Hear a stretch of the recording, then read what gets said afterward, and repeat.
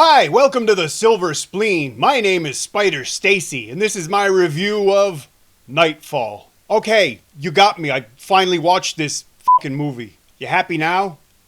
Oy. When Nightfall played in the cinemas here in Hong Kong, I avoided it. This movie was made by the same people who made Murderer, one of the most ridiculous films I've ever seen. And I own Kung Fu Mahjong 3. But, you know, people had been asking me to review it for one reason or another, and I found it on DVD cheap, as well it should be. 108 minutes of rarely relieved tedium, Nightfall ends up being an endurance test, much more than a viewing experience. Nick Cheung plays a paroled murderer who spent 20 years in prison for the rape and murder of his girlfriend. Michael Wong plays her father, an alcoholic opera singer with some serious issues. Janice Man plays Michael's daughter, and Nick Cheung's dead girlfriend. Because two people can look exactly alike 20 years apart, especially if they live in the same house. It's in the drinking water. It happens all the time. Candice Yu plays Janice's mother. Michael Wong turns up dead, which is a shame because he's the most entertaining motherfucker in this movie. Simon Yam plays a grizzled cop who wants to find the murderer. Oh god, did I say murderer?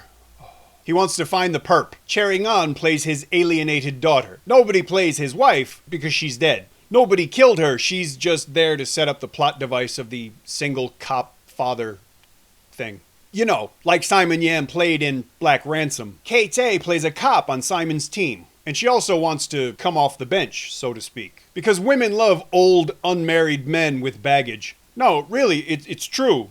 Take me, for example. I get more ass than a toilet seat in a Sichuan restaurant on buffet night. Or not. I'm not going to go into the plot of this movie because the movie itself does that more than enough. It's excruciatingly ponderous, plotting from one plot point to the next, each of which is discussed before it happens, and then shown happening, and then discussed after it happens. Sometimes they discuss the discussion. This movie couldn't even confuse George W. Bush, and he's a fucking moron. But so am I for watching this pile of shit. Actually, there were a few things that I liked about the movie, or at least the people in it. Nick Cheung actually does a really good job with a very tough role. What I mean is it's tough to carry out a role this good in the middle of such a shit movie. But he does, and he deserves credit for that. There's also a very discreet shot of Janice Man in the shower. Just on principle, I enjoyed it. But far and away, the best thing about this movie is watching and listening to Michael Wong lose it. He's so far out of his depth that I almost felt bad for him. But he was so entertainingly bad that I didn't. And speaking of Janice Man showering, I wanted to bathe after I saw and heard Michael Wong asking Janice's character about her period.